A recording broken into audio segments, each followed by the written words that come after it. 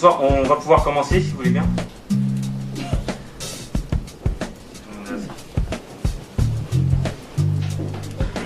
Merci à tous d'être venus à cette conférence sur l'ingénierie sociale. L'idée dans cette conférence, c'est que ce qu'on appelle l'ingénierie sociale, c'est un barbarisme encore peu connu, mais qui recouvre un concept large, c'est-à-dire la planification et la modification du comportement humain à des fins de manipulation essentiellement politique. Donc il a été théorisé il y a presque 100 ans, et vraiment gravé dans le marbre en 1955 quand Bernays parlait d'ingénierie du consentement et d'ingénierie sociale. Et il s'appuie sur des techniques toujours plus développées avec les découvertes de la science. À l'époque, c'était la sociologie, la psychologie sociale, la psychanalyse. Aujourd'hui, c'est la cybernétique, le cognitivisme, les neurosciences et ce qu'on appelle la programmation neurolinguistique et le neuromarketing. Donc pour disserter sur ce sujet, nous avons deux invités. Paolo Cioni, qui nous vient exprès d'Italie, qui est neuropsychiatre et enseignant en psychopathologie à l'Université de Florence.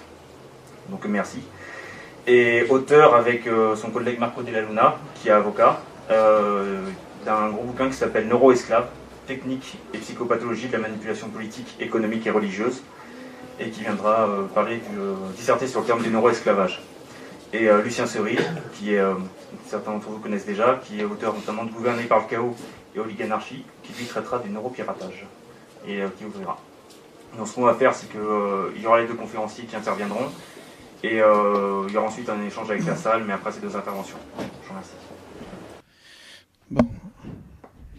On m'entend, c'est bon, ça marche? Ah oui, non, il faut mettre sur le 1, 2, 1, 2, très bien. Donc je vais commencer mon intervention par une citation donc, de Paolo Cioni, donc, tirée de Neuroesclave. Conditionner les masses. Il avait déjà expliqué comment la relation de l'homme avec le monde extérieur et avec ses semblables est dominée par des stimuli secondaires, les symboles linguistiques. L'homme apprend à penser avec les mots et les symboles qu'on lui a donnés. Et ceux-ci finissent par conditionner toute sa vision de la vie et du monde. Comme dit Dobrogaïev, excusez-moi, le langage est le moyen d'adaptation de l'homme à son milieu. Nous pourrions reformuler cette affirmation de la façon suivante. Le besoin de communication avec ses semblables influence la relation de l'homme avec le monde extérieur, parce que le langage et son système sont variables et non objectifs. Dobrogaïev poursuit, les manifestations linguistiques font partie des fonctions de réflexe conditionnés du cerveau humain. Nous pourrions dire plus simplement que la personne qui dicte et formule les mots et les phrases que nous utilisons, donc qui commande les médias, fait qu'elle est maître de l'esprit. Donc, fin de citation de l'ouvrage Neuroesclave de Paolo Cioni et Marco Della Luna, qui donc pose tout au long de ces pages la question centrale de l'ingénierie sociale, comment pirater un cerveau ? Comment prendre le contrôle à distance d'un sujet pour, au choix, le réduire en esclavage, le détruire ou, au minimum, modifier son comportement. Le cerveau a deux origines, génétique et épigénétique. On peut donc pirater un cerveau en piratant le donné génétique ou en piratant le construit épigénétique. Le substrat génétique est donné par la naissance, par héritage génétique. L'épigénétique, quant à lui, se construit dans la relation avec l'environnement, notamment socioculturel. Le cerveau est programmé génétiquement, pratiquement sans contenu, mais pour être plastique et apprendre du contenu. Donc pour être actif et curieux de son monde, avide d'être façonné par une influence épigénétique et environnementale, laquelle imprimera au cerveau une architecture neuronale par intériorisation d'une pression extérieure largement socioculturelle. Cette double origine entre une machine physique d'origine génétique mais muette et un logiciel d'origine épigénétique qui la fait parler induit qu'il est possible donc de pirater le cerveau, en agissant directement sur sa matérialité physique héritée génétiquement. Par métaphore informatique, on pourrait parler du hardware, et donc les stimuli primaires qui sont les signaux électriques du système nerveux et les signaux chimiques du système hormonal dit encore endocrinien. Première façon, donc de pirater le cerveau. Ou deuxième façon, indirectement, en piratant le logiciel du cerveau. Donc toujours en filant la métaphore informatique, son software. Donc en piratant les stimuli secondaires transmis épigénétiquement, c'est-à-dire les représentations, mots et images qui définissent son câblage neuronal. Donc en introduction à l'exposé de Paolo, et en écho à l'extrait de son livre cité en exergue, moi je vais me concentrer sur ce piratage de l'épigénétique du cerveau, en particulier dans ses aspects socioculturels, psychologiques et langagiers.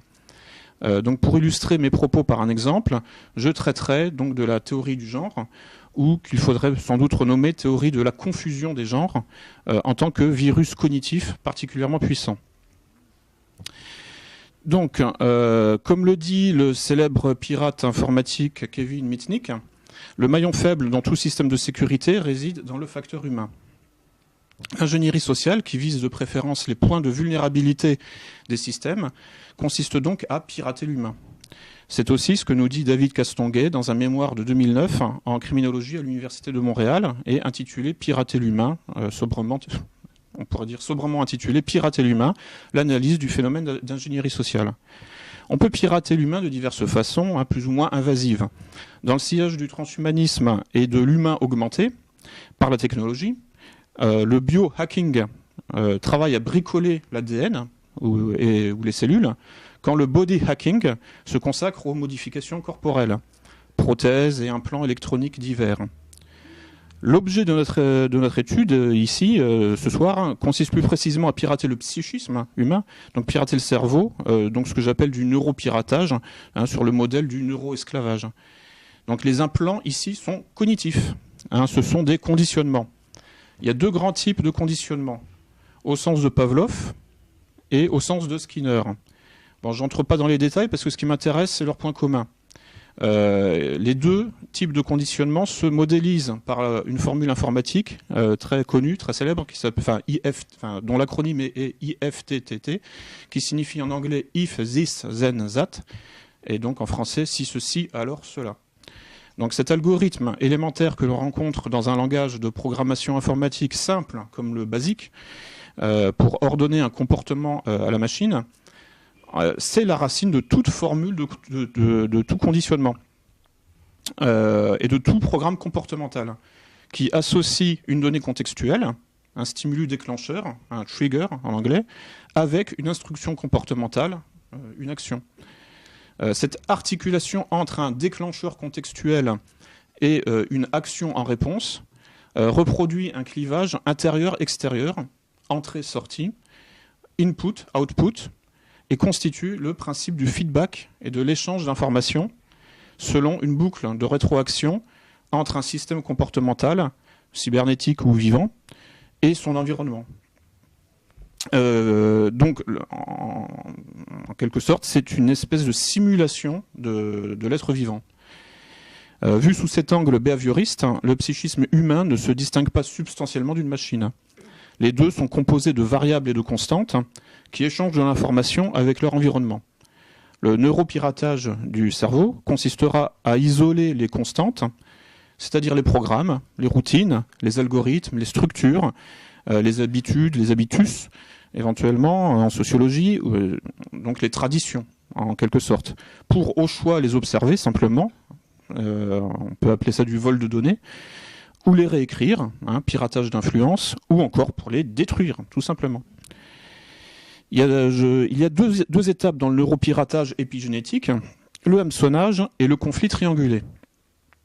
Donc, pirater un cerveau en passant par son logiciel épigénétique, donc c'est-à-dire son environnement sémantique et socioculturel, se fait en deux temps.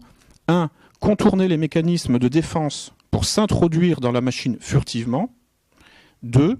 Si l'on est un black hat, donc un méchant pirate, réécrire le code pour faire dysfonctionner la machine, provoquer un bug.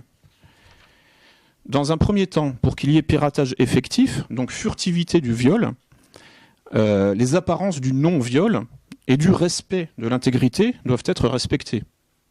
Pour que l'on puisse parler de piratage, il faut nécessairement que le piraté en reste inconscient. Si le piraté est conscient du piratage, ce n'est plus un piratage, par définition. En ce sens, le neuropiratage, le viol furtif du cerveau, doit respecter l'ergonomie cognitive du cerveau, c'est-à-dire sa manière habituelle de fonctionner, donc ses routines, ses algorithmes. Comment ? Par le hameçonnage. C'est un concept proche du cheval de Troie. En anglais, on appelle ça le phishing, P-H-I-S-H-I-N-G, qui donne l'illusion que tout est normal et qui trompe le cerveau sur le processus en cours. Le cerveau ne doit pas détecter d'anomalies à première vue. Dans l'idéal, il doit même désirer ce qui se passe. Donc, pendant l'opération d'intrusion et de viol furtif, Le pirate doit donc reproduire au minimum les apparences d'un fonctionnement normal des choses en produisant de l'indifférence à son égard. Et dans l'idéal, il doit même faire désirer au cerveau le processus en cours de son propre piratage, en produisant de la confiance à son égard, ce qui est proche de la fabrique du consentement par l'utilisation des mécanismes du syndrome de Stockholm. Une fois que l'on a gagné l'indifférence ou la confiance, et que l'on s'est introduit dans la machine furtivement, ce qui est la première étape donc dite du hameçonnage, on peut passer à la deuxième étape, c'est-à-dire le bidouillage du code source pour faire bugger la machine. Autrement dit, la reconfiguration du système de représentation intériorisé par le cerveau pour le cramer comme un disque dur. C'est le moment du conflit triangulé, qui consiste à implanter des contradictions internes au système, donc orchestrer un conflit sous contrôle entre les parties du système pour leur donner un mouvement séparatiste, centrifuge, et donc faire monter l'entropie et le désordre au sein du système et briser son unité organique et fonctionnelle. Je vais détailler un peu la première étape, donc le hameçonnage, qui se comprend en fait en deux notions, l'invisibilité et l'impunité. Le faisceau de l'attention consciente est sélectif et possède des angles morts et des tâches aveugles, ceux-là même que le pirate devra repérer ou créer pour rester hors du champ de vision du cerveau et s'y introduire furtivement, sans être perçu. Pour reprendre donc là aussi la métaphore de la pêche à la ligne, le poisson hameçonné n'a perçu que l'asticot, pas le crochet qui va le tuer, ni le pêcheur sur la rive qui va le manger. Les points de cécité de la conscience sont les zones qui ne focalisent pas l'attention, qui ne la retiennent pas. Ce qui ne retient pas l'attention, c'est ce qui laisse indifférent. Pour devenir invisible, il faut donc parvenir à créer une tâche aveugle en suscitant l'indifférence. On peut aussi provoquer une tâche de confiance, entre guillemets, car la confiance endort la vigilance et détourne l'attention autant, sinon plus, que l'indifférence. Dans tous les cas, si l'on provoque la méfiance, l'objectif est raté, car on redevient visible. La maîtrise de la gamme des relations confiance, indifférence, méfiance est donc la clé de l'ingénierie sociale et du neuropiratage. Pour contourner les mécanismes de défense du cerveau et donc y entrer furtivement et en prendre le contrôle, il existe donc une recette, comme on parle d'une recette de cuisine, une succession d'opérations à accomplir dans un certain ordre pour atteindre un certain but. Cette méthode quasi mathématique de la prise de pouvoir peut même se quantifier au moyen d'une approche scientifique et rationnelle dérivée de la cybernétique. À l'origine, la cybernétique a été créée pendant la Deuxième Guerre mondiale par Norbert Wiener pour effectuer des calculs de balistique militaire, dont le but était de réduire la rétroaction négative, autrement dit le contre-coup et le choc en retour dans les canons et les avions qui tiraient des projectiles. Cela s'appelle le shock testing ou test de choc. Transposer ces calculs de balistique militaire dans une balistique sociale permet de réduire et, si possible, de supprimer toute rétroaction négative aux impacts provoqués. Donc, permet de supprimer tout contre-coup et tout choc en retour aux destructions que j'inflige, moi par exemple, si je suis très puissant, que j'inflige dans la société. Donc, c'est le calcul quasi mathématique de la prise de pouvoir. En effet, qui que je sois, où que je sois, quoi que je fasse, s'il n'y a pas de choc en retour à ce que je fais, cela veut dire que je suis en position de pouvoir. L'absence de choc en retour porte aussi un autre nom, l'impunité. Pour atteindre l'impunité, il faut devenir invisible. On reconnaît le mythe de l'anneau de Gigès, narré par Platon dans La République, puis repris par Tolkien dans Le Seigneur des Anneaux. Donc dans son grand œuvre, Tolkien imagine plusieurs anneaux de puissance partagés par les peuples de la Terre du Milieu, mais il y en a un plus puissant que les autres qui peut, dans les ténèbres, les lier, à comprendre, les contrôler de façon occulte. C'est l'anneau du pouvoir suprême que Sauron recherche et que Frodon doit détruire, et qui confère l'invisibilité à qui le passe à son doigt, métaphore de l'impunité totale, donc du pouvoir total. Le vrai pouvoir est invisible. Un pouvoir visible sera toujours moins puissant qu'un pouvoir invisible. Un pouvoir, dans le monde réel, bon, évidemment, l'anneau de pouvoir n'existe pas. L'anneau de pouvoir qui rend invisible. Donc, devenir invisible équivaut le plus souvent à passer inaperçu. Donc, se cacher dans la lumière, selon la formule maçonnique. L'ingénierie sociale, en tant qu'art de la modification d'autrui à son insu, pourrait, à bien des égards, être décrite comme la version laïcisée, en quelque sorte, ou scientificisée des doctrines hermétiques et ésotériques de manipulation de masse, sorte de technique de magie sociale, de mentalisme politique, de prestidigitation hypnotique collective, fondée sur l'exploitation des tâches aveugles du faisceau de l'attention et le jeu avec la dialectique visible-invisible, ombre et lumière, dans l'architecture des sociétés humaines. Historiquement, par exemple, la franc-maçonnerie est la première doctrine unifiée de l'influence subliminale de masse, justiciable dans les termes d'un grand œuvre de constructivisme social, donc d'ingénierie sociale. Là, on n'est même plus dans les métaphores. Enfin, plus vraiment. Donc, maintenant, la question, c'est comment devenir invisible, au sens où je l'ai dit, c'est-à-dire comment passer inaperçu.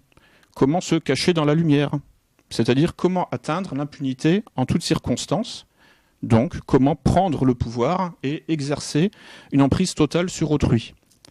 Premier élément de réponse, inhiber chez autrui tout esprit critique contre soi, inhiber toute suspicion, toute méfiance et toute surveillance. Comment ? En éveillant la confiance ou l'indifférence. Comment ?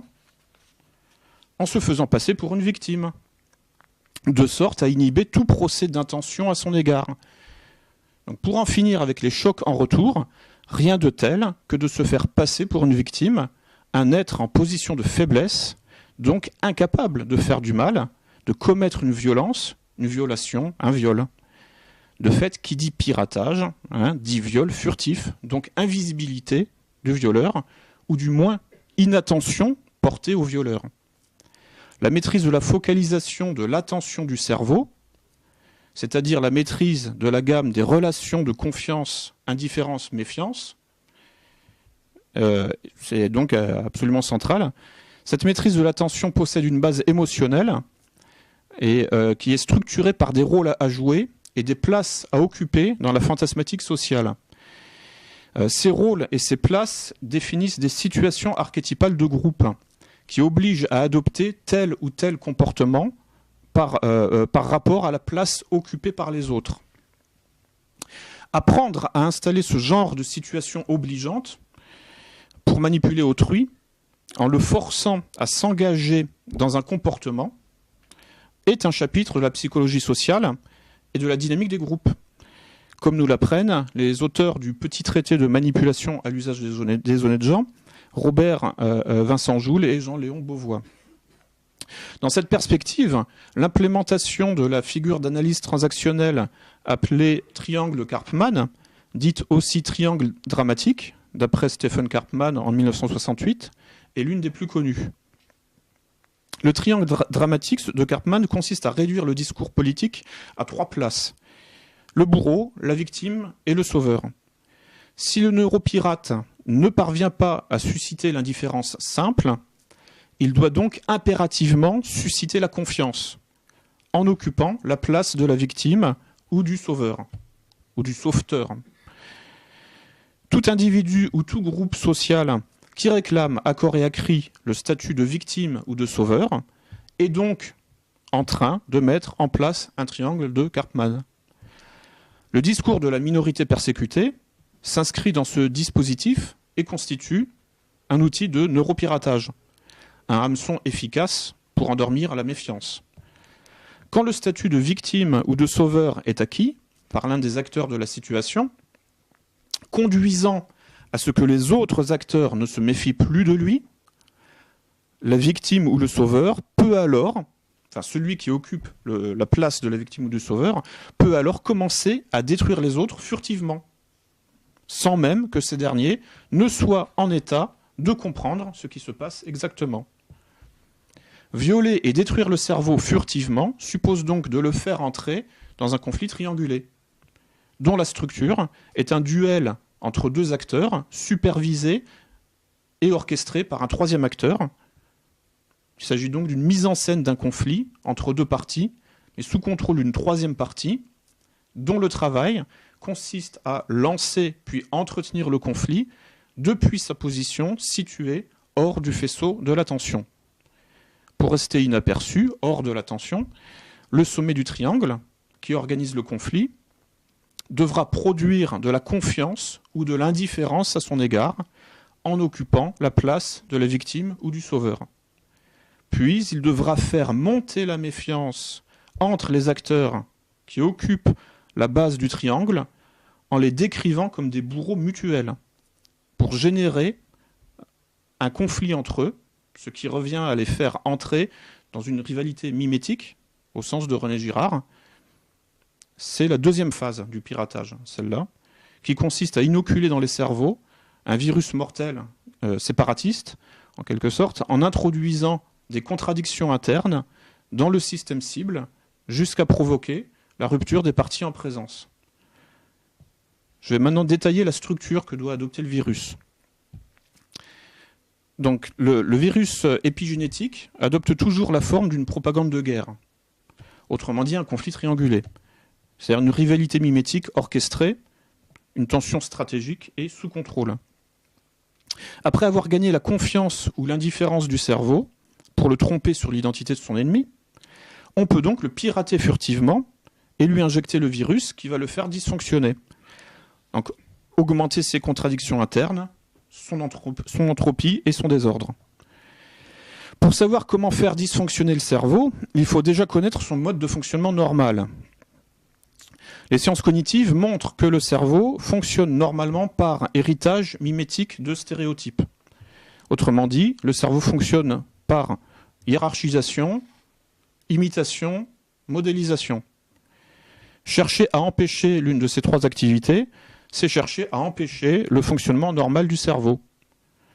Cet empêchement à fonctionner est exactement ce que le neuropiratage offensif se donnera pour tâche, avec pour cible le cerveau et pour finalité la destruction. Pour faire bugger le cerveau méthodiquement dans le cadre d'un conflit triangulé, il faut donc lui injecter un virus antimimétique, anti-hiérarchisation et anti-stéréotype.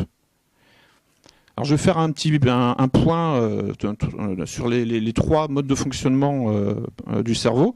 Le fonctionnement mimétique du cerveau possède donc un fondement cérébral, les neurones miroirs, découverts par l'équipe de Giacomo Rizzolatti au département des neurosciences de la faculté de Parme. Les neurones miroirs impliquent que les informations nécessaires à ma survie dans le monde me viennent en priorité de l'observation des autres sujets en lesquels j'ai confiance, avant même de venir de l'observation du monde objectif lui-même. C'est ce qui s'appelle l'apprentissage. Mon cerveau ne calcule pas directement son rapport à l'environnement, il passe d'abord par les résultats que les autres cerveaux lui transmettent. Donc pour des raisons de synchronisation et d'organisation sociale, le cerveau voit comme voient les autres cerveaux, et non comme les faits se présentent par eux-mêmes.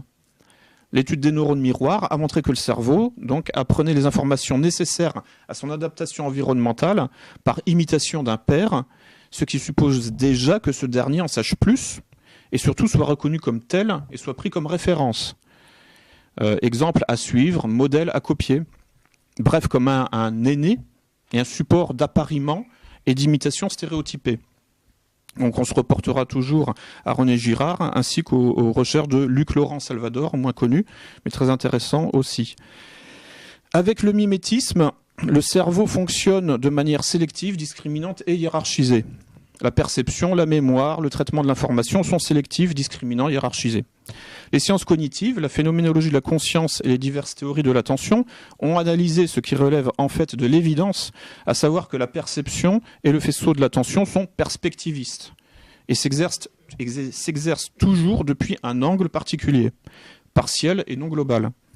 Pour le cerveau, penser, c'est toujours trier, classer, distinguer, différencier, sélectionner, discriminer. Tout ne se vaut pas, certaines choses sont supérieures à d'autres, d'autres choses ne sont pas permises, et d'autres encore ne sont pas possibles. Il existe des limites, objectives et subjectives. Prétendre le contraire, que tout se vaut, que tout est permis ou que tout est possible, qu'il n'y a pas de limite, revient à empêcher le fonctionnement normal du cerveau, ce qui peut parfaitement relever d'une stratégie intentionnelle de guerre cognitive, psychologique et culturelle. Troisième point, le cerveau appréhende son environnement au moyen de stéréotypes. Stéréotype est un autre mot pour représentation, modélisation, théorie, schéma. Or, la représentation n'est jamais équivalente au réel qu'elle représente.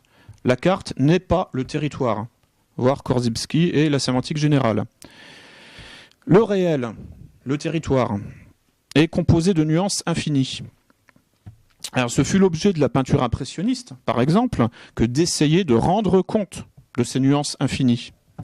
Mais le cerveau n'est pas équipé pour traiter l'infini en soi. Pas plus que des nuances infinies. Il ne les voit pas, tout simplement. De plus, traiter l'infini est par définition une quête sans fin, par définition, car les nuances et la complexité sont fractales.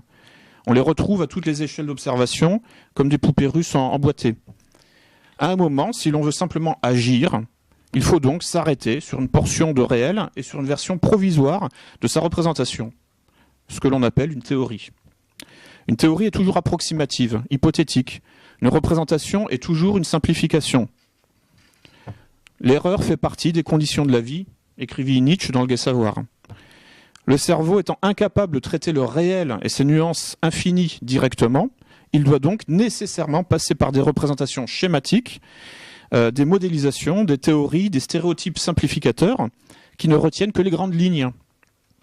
C'est la Gestalt dans la psychologie de la forme, l'archétype chez Jung, l'idéal type dans la sociologie de Max Weber, l'essence, eidos en grec, transcendante chez Platon ou immanente chez Husserl. Donc, à l'image du fonctionnement du cerveau, les théories sont également lacunaires et sélectives. Le mathématicien et logicien Kurt Gödel a montré que les théories complètes ne sont pas complètement démontrables. Les métaphysiques contiennent toujours des propositions indémontrables. Et que les théories complètement démontrables sont incomplètes. 1 + 1 = 2 est complètement démontrable, mais c'est trivial. Donc, transposés et appliqués en épistémologie, les théorèmes d'incomplétude de Gödel disent en substance que l'on ne peut pas tout avoir en même temps. Soit c'est sûr et certain, mais ce n'est pas très intéressant, 1 + 1 = 2, soit c'est très intéressant, mais cela ne peut pas être sûr et certain. Dieu existe. Bref, l'expérience du réel est nécessairement exclusive, sélective, schématique, lacunaire, donc partiellement fausse. On peut donc parler du rôle positif des stéréotypes, y compris des stéréotypes de genre, dans la psychogenèse, et même de leur rôle en réalité incontournable, ce qui évacue le débat positif-négatif. De toute façon, on ne peut pas faire sans. Le cerveau appréhende son univers en le représentant, donc en le simplifiant au moyen de stéréotypes et de modélisations nécessairement schématiques et imparfaits. Il est impossible de s'affranchir de ce mode de fonctionnement au risque d'handicaper son fonctionnement normal. Maintenant, voyons comment pirater le fonctionnement mimétique, hiérarchisé et stéréotypé du cerveau. Ce handicap provoqué est très exactement le but du neuropiratage, aussi ce que j'appelle l'ingénierie sociale négative. La transmission, donc voyons un peu ce que peut être de l'ingénierie sociale positive. La transmission pédagogique qui assure la continuité socio-culturelle et le continuum de tout groupe organisé repose sur l'imitation hiérarchisée de stéréotypes, c'est-à-dire sur la définition et la communication de normes. Sans normes, sans langage commun, un groupe explose.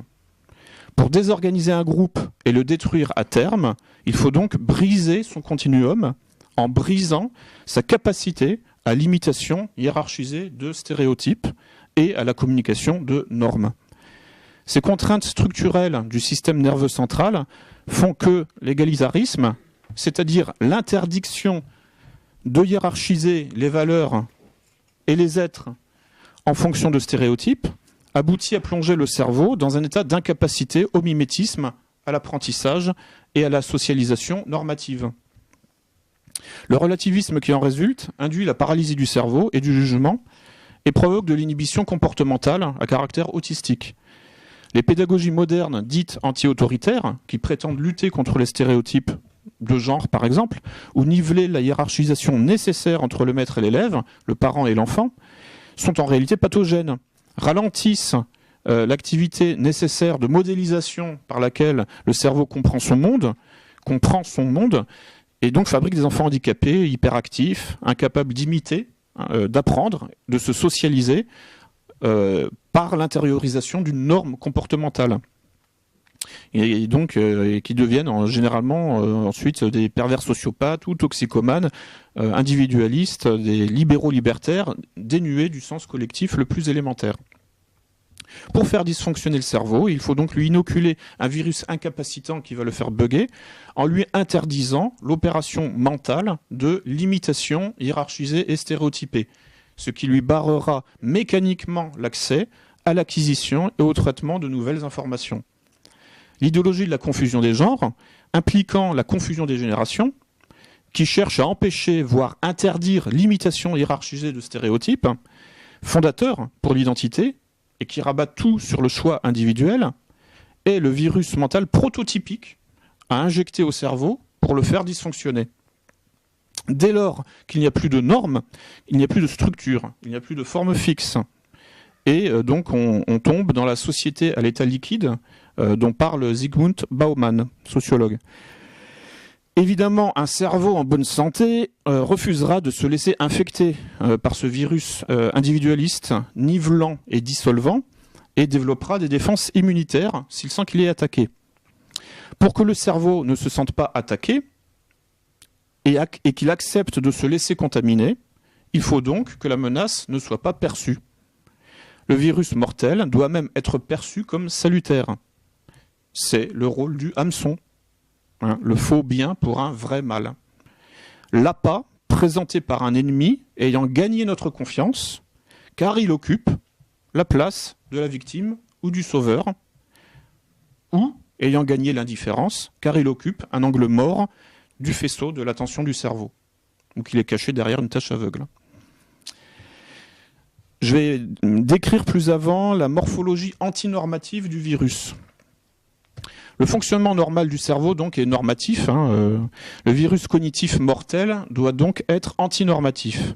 Or, de manière assez candide, l'idéologie de la confusion des genres revendique son caractère antinormatif, donc criminel. Raison pour laquelle il faudrait l'interdire, car il s'agit effectivement d'un virus tueur. Expliquons ce fait qui tient de l'évidence, mais dont il faut pouvoir rendre compte malgré tout. Le fait que le cerveau ait une origine génétique, mais aussi une origine épigénétique, a servi de prétexte au constructivisme de la confusion des genres pour affirmer que l'on pouvait s'abstraire totalement de l'origine génétique dans la construction épigénétique de l'identité de genre. C'est la phrase existentialiste de Simone de Beauvoir, « On ne naît pas femme, on le devient », déployée par Judith Butler dans « Troubles dans le genre », et qui peut s'étendre aux hommes, évidemment. Cette erreur repose sur une méconnaissance du fonctionnement du cerveau. En effet, le domaine épigénétique, dont l'identité de genre fait partie, se construit dans le rapport entre le corps et son environnement. Or, les femmes et les hommes ne sont pas des anges, des esprits purs. Nous sommes des créatures incarnées, avec des corps génétiquement différents. Notre identité socioculturelle, dont l'identité de genre fait effectivement partie, est une représentation du corps, donc un rapport au corps et à notre héritage génétique. Cette identité de genre, soit la représentation du sexe, est donc construite par indexation sur la différence anatomique d'origine génétique. Et elle est donc élaborée au travers du rapport différent à l'environnement et à autrui que cette différence anatomique prédispose, en particulier à cause du relief épidermique, le moi-peau, moi trait d'union peau, dont parle Didier Anzieux, et de la conformation des orifices du corps, interface et point de passage entre l'intérieur et l'extérieur du corps, et point de communication entre l'individu et son environnement. L'identité de genre est donc effectivement une représentation construite, mais depuis un socle réel, malgré tout, celui de la différence génétique hétérosexuelle, qui implique l'hétéronormativité, sauf à produire des effets de déréalisation psychotique. quand un homme croit être une femme ou l'inverse, il s'agit au minimum d'un syndrome psychotique. Le premier système de représentation du cerveau est donc non seulement sexué, mais encore hétéronormé. L'hétéronormativité est la source de toute norme. C'est la norme des normes, la méta-norme, comme métaphysique, méta, trait d'union, norme. Freud et à sa suite Lacan ont montré que l'accès à la pensée et au langage articulé se réalise par l'intériorisation d'une structure sociale de différenciation et d'articulation identitaire hétéronormative, le fameux complexe d'Oedipe. À l'opposé, on a l'anti-modèle de l'anti-Oedipe, au sens de Deleuze et Guattari, et de l'antipsychiatrie, c'est-à-dire l'absence de normes. L'absence de normes ne présente pas de problème excessif tant qu'elle reste minoritaire et exceptionnelle, confinée dans une sphère artistique par exemple, car elle bénéficie de l'immersion dans l'hétéronormativité majoritaire ambiante pour se restabiliser. Un peu comme un parasite en quelque sorte. En revanche, l'absence de normes est criminelle dès lors qu'elle prétend à devenir la norme. L'absence de normes, qui signifie aussi absence de loi, rend la communication impossible, rend donc la vie en société impossible. La vie en société suppose la dialectique, soit l'articulation des différences et des contradictions dans un langage commun. C'est ça la dialectique, c'est l'articulation des différences et des contradictions. Donc la vie en société suppose la capacité à faire tenir ensemble un collectif différencié, ce que nous sommes ici ce soir par exemple, nous sommes un collectif différencié. Donc la vie en société suppose la capacité à faire tenir ensemble un collectif différencié au moyen d'une grammaire mentale partagée et structurante. Ce que l'on appelle donc une loi aussi. Ça peut être une langue, tout simplement. Si on peut communiquer, c'est parce qu'on partage la langue française, par exemple. Et au-delà, donc, les lois sociales sont sur ce modèle de grammaire structurante pour un collectif différencié, qui fait le trait d'union entre les différences. Donc c'est très exactement cette loi fondatrice, qui est l'aptitude dialectique à articuler les différences, que l'hétéronormativité oedipienne du schéma familial intériorisé nous apprend. Pirater l'Oedipe, l'hétéronormativité, donc la loi fondatrice, la norme des normes, c'est donc pirater le code source hétéronormé du cerveau, qui est à l'origine de toute forme de structure psychosociale différenciée, à l'origine de toute forme de dialectique, de toute forme d'intersubjectivité, de compétences linguistiques, culturelles, civilisationnelles. Pirater l'Oedipe, c'est pirater le code racine du patrimoine épigénétique de l'espèce humaine tout entière. C'est pirater la réalité humaine. Il se trouve que l'anthropologie, la sociologie, en tout cas des anthropologues et des sociologues, se mettent au service du neuropiratage. Cette vaste désoedipianisation anomique, antinormative, criminelle et criminogène, est exactement le projet nourri par des universitaires comme Éric Fassin, sociologue, qui écrit « Ce qui est en cause, c'est l'hétérosexualité en tant que norme. Il nous faut essayer de penser un monde où l'hétérosexualité ne serait pas normale. » Je crois que... oui, c'est bon. Mais il n'est pas le seul.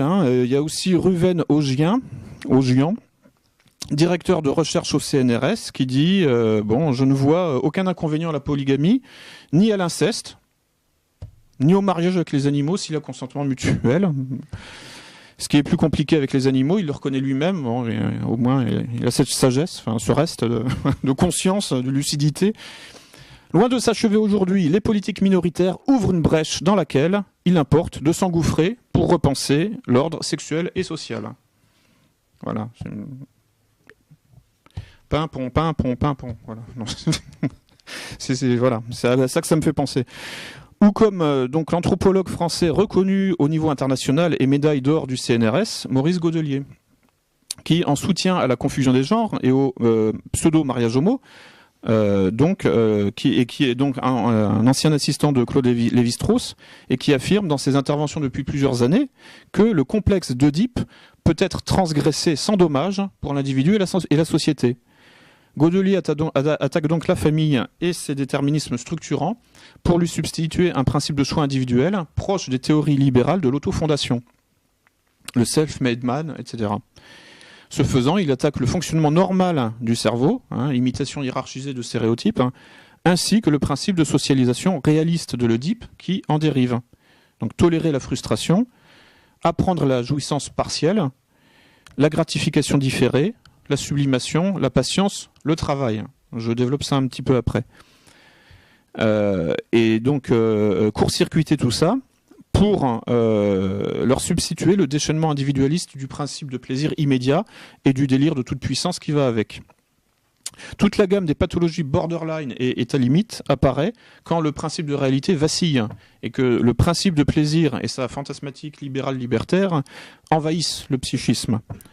Quand Freud parle du principe de réalité, opposé au principe de plaisir, il désigne l'accès du psychisme à la notion de limite et de frontière. Sans l'intériorisation d'une limite comportementale, éthique, morale, identitaire, la socialisation et la vie en société sont juste impossibles. En obligeant l'enfant à renoncer à la totalité, donc le complexe d'Oedipe a pour fonction de mettre en place ses premières limites et frontières identitaires, être un homme ou une femme, être le parent ou l'enfant. Le message est clair, tu n'es pas ce que tu veux, donc tu ne fais pas ce que tu veux. L'intériorisation de cet organigramme normatif contraignant à 4 places est la condition sine qua non pour accéder à une représentation de la réalité indexée sur le réel, donc à une représentation réaliste des choses, qui ne dérive pas dans une errance de plaisir effréné à caractère toxicomane. Avant d'aller plus loin, je souhaite dissiper quelques malentendus sur la notion de complexe d'Oedipe.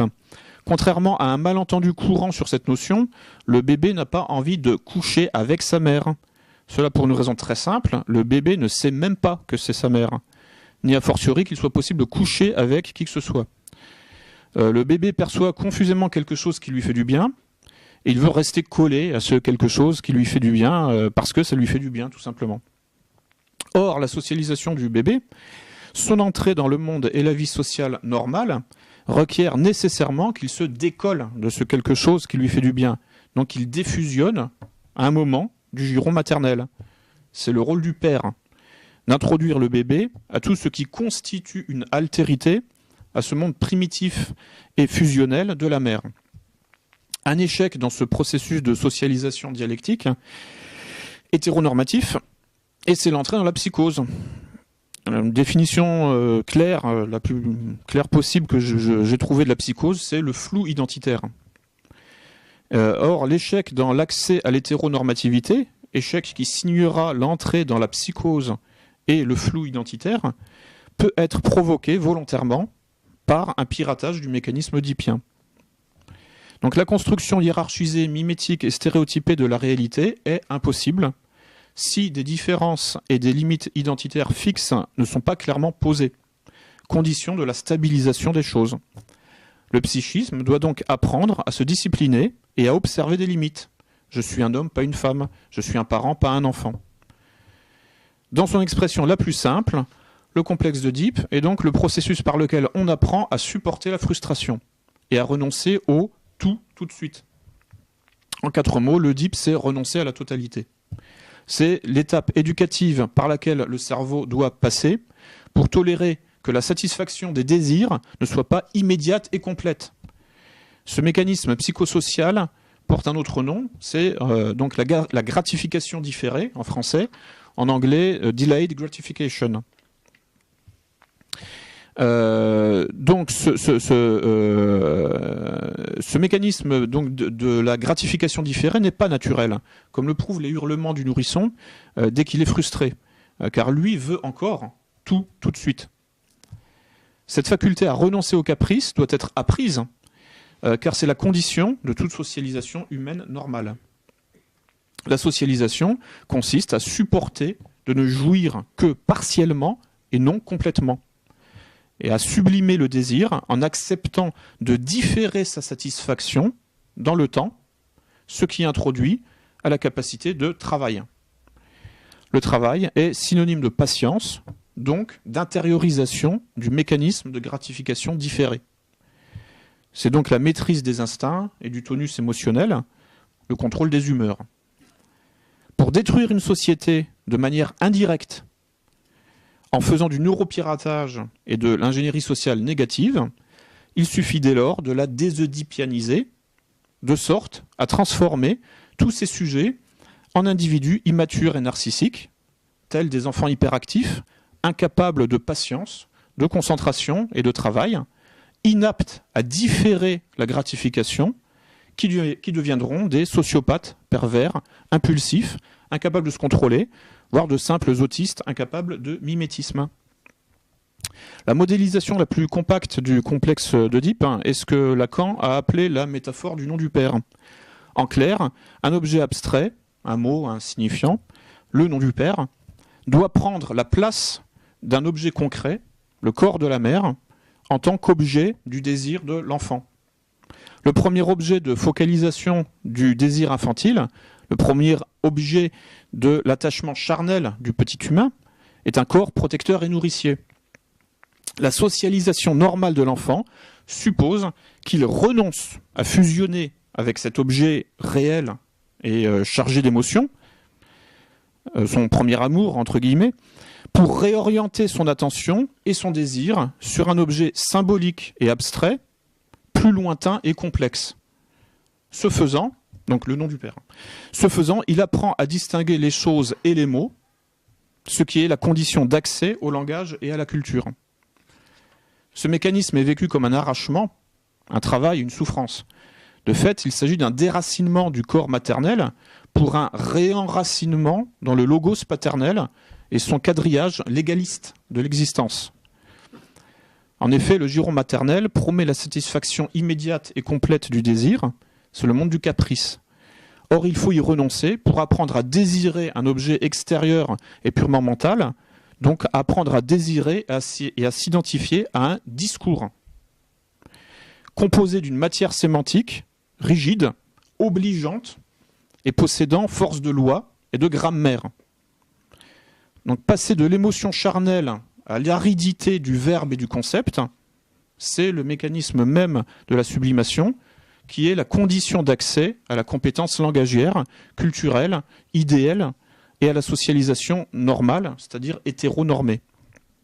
A contrario, ce que recommande Maurice Godelier, effacer le nom du père du Code civil, il le dit, revient à enraciner l'individu dans une intériorité pré-langagière, pré-sociale, pré-normative, anomique, hystérique au sens étymologique de l'utérus. Donc, ça induit tout un tas de phénomènes de désymbolisation, donc de déstructuration et de régression psychique à l'état fœtal, mais dans un corps d'adulte, qui est à l'origine de toutes les pathologies apparues dans les années 1970 à peu près. Je vais conclure donc sur le conflit, sur ce qui essaye de se mettre en place dans le monde occidental de nos jours, c'est-à-dire le conflit triangulé généralisé. Donc le pilotage rationnel et méthodique de la guerre de tous contre tous. La lutte contre les stéréotypes de genre vise donc à produire de la psychose, du flou identitaire psychotique. Depuis les mandats de Nicolas Sarkozy à l'intérieur, avec l'invention du délit d'homophobie en 2004, puis à l'Élysée quand son ministre à l'Éducation nationale, Luc Châtel, introduisit en 2011 la théorie du genre dans les lycées, ou quand furent organisés en 2009 et 2010 des colloques contre la transphobie à l'Assemblée nationale avec la participation de membres des lobbies les plus puissants, nous voyons se mettre en place un conflit triangulé généralisé avec les hétérosexuels en position de bourreaux et les non-hétérosexuels simultanément victimes et sauveurs. Pirater le cerveau pour lui inoculer le virus antinormatif de la confusion des genres fait entrer l'humanité dans l'ère du capitalisme intégral, radicalisé jusqu'à la location du ventre des femmes, dixit Pierre Berger, ce qui donne accès au pilotage scientifique de la guerre de tous contre tous. En déconstruisant l'Oedipe, la gratification différée, l'hétéronormativité, la loi, tout simplement, toute forme de grammaire, on barre l'accès au langage, à la sublimation, à la raison, à la dialectique, à l'articulation des différences, à la civilisation. On fait monter le taux de barbarie générale et de contradictions internes insolubles, parce que des contradictions internes, il y en a toujours, mais là on fait monter le taux de contradictions internes insolubles, puisque le langage commun a disparu, en particulier les violences entre hommes et femmes, et entre parents et enfants. On prépare ainsi la banalisation de l'inceste, de la pédophilie et de l'euthanasie pour tous. Mais le tout reste sous contrôle. Ainsi, l'on gouverne par le chaos, on organise l'anomie, la psychose sociale, la démolition contrôlée du psychisme et de la société, et on effrite la réalité, littéralement. On liquide même toute forme de réalité en rendant impossible de se constituer une stabilité cognitive et psychosociale quelconque. Et on fabrique ainsi des neuro-esclaves. Et je passe maintenant la parole à Paolo.